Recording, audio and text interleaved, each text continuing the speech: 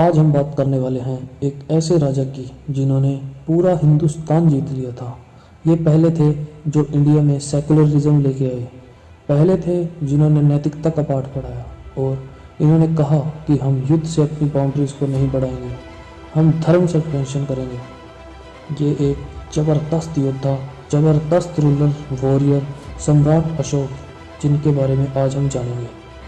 अशोक का जन्म 304 ईस्वी में पाटलिपुत्र में हुआ था। इनके पिता राजा बिंदुसार और माता सुब्रांगी थी।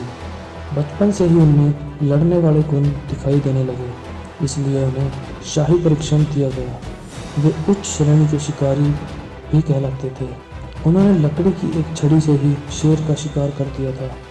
जिंदा दिल शिकारी और साहसी योद्धा होने के कारण उन्हें उस समय के मौर्य साम्राज्य में अवंती में हो रहे दंगों को रोकने के लिए भेजा। दोस्तों, मौर्य साम्राज्य सम्राट अशोक ने अफगानिस्तान के हिंद कुश पर्वत में अपने साम्राज्य का विस्तार किया। उनके साम्राज्य की राजधानी पाटलिपुत्र थी, जो कि आज का पटना है, और साथ ही उप राजधानी तक्षशिला और उज्जैन भी थी। अशोक ने अपने आप को कुशल प्रशासक सिद्ध करते हुए 3 साल में ही देश में शांति स्थापित कर दी। उनके शासनकाल में देश ने विज्ञान व तकनीक के साथ साथ चिकित्सा शास्त्र में काफ़ी तरक्की की। उन्होंने धर्म पर इतना जोर दिया कि प्रजा ईमानदारी और सच्चाई के रास्ते पर चलने लगी। चोरी और लूटपाट जैसी घटनाएं पूरी तरह से बंद हो गई। अशोक घोर मानववादी थे। वे दिन रात जनता की भलाई के लिए काम किया करते थे। उन्हें विशाल साम्राज्य के किसी भी हिस्से में हो रही घटना का पता चल जाता था। कलिंग युद्ध अशोक के जीवन का आखिरी युद्ध था।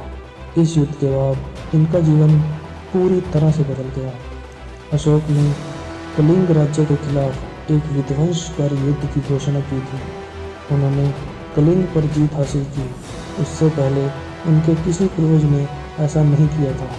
कलिंग के युद्ध में बहुत सारे लोगों की मृत्यु होने के बाद अशोक ने बौद्ध धर्म को अपना लिया। कहा जाता है कि अशोक के कलिंग युद्ध में तकरीबन 1 लाख लोगों की मौत और 1.5 लाख लोग घायल हुए थे। इस युद्ध में हुई इतनी मौतों ने अशोक को हिला कर रख दिया। उन्होंने सोचा कि ये लालच का बुरा परिणाम है और इसके बाद कभी भी युद्ध न करने का वचन लिया। सम्राट अशोक ने धर्म परिवर्तन का मन बना लिया। उन्होंने बौद्ध धर्म अपना लिया और अहिंसा के रास्ते पर चलने लगे। उन्होंने बौद्ध धर्म के प्रचार के लिए पूरे एशिया में स्तंभों और स्तूपों का निर्माण करवाया। अशोक का मानना था कि बौद्ध धर्म सामाजिक और राजनीतिक एकता वाला धर्म था। बौद्ध धर्म का प्रसार करने के लिए उन्होंने जगह जगह पर बुद्ध की प्रतिमा स्थापित की और बौद्ध धर्म का प्रचार करते चले गए। बौद्ध धर्म को अशोक ने ही विश्व धर्म के नाम से मान्यता दिलाई। विदेशों में बौद्ध धर्म के प्रचार के लिए अशोक ने अपने पुत्र और पुत्री को भिक्षु भिक्षुणी के रूप में बाहर भेजा। सार्वजनिक कल्याण के लिए उन्होंने जितने कार्य किए वे सभी अमर हो गए। नैतिकता, उदारता और भाईचारे का संदेश देने वाले अशोक ने कई अनुपम भवनों, शिलालेखों और स्तंभों का निर्माण करवाया, जिन पर बौद्ध धर्म के संदेश भी अंकित थे। भारत राष्ट्रीय चिन्ह अशोक चक्र और शेर की त्रिमूर्ति भी अशोक की ही देन है। सम्राट अशोक चक्र, जिन्हें धर्म चक्र भी कहा जाता है, आज वो हमें तिरंगे के बीच में दिखाई देता है।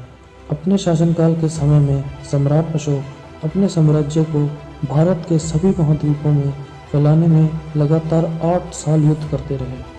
अपने शासनकाल के समय में सम्राट अशोक अपने साम्राज्य को भारत के सभी उप महाद्वीपों में फैलाने के लिए लगातार 8 साल युद्ध करते रहे। सम्राट अशोक जैसा शासक हमें शायद ही कोई दोबारा दिखाई दे। वे आकाश में चमकते हुए तारे की तरह हैं। भारत का ये चमकता तारा सम्राट अशोक है। उन्होंने जो त्याग और कार्य किए वो इतिहास में कोई और नहीं कर सका। सम्राट अशोक ने 40 वर्ष तक शासन किया। 232 ईस्वी पूर्व में उनकी मृत्यु हो गई। भारतीय इतिहास में वे चमकते तारे की तरह जगमगाते रहे। तो दोस्तों, ये था सम्राट अशोक का इतिहास। आई होप वीडियो आपको अच्छा लगा होगा। मिलते हैं अगली वीडियो में। बहुत बहुत धन्यवाद।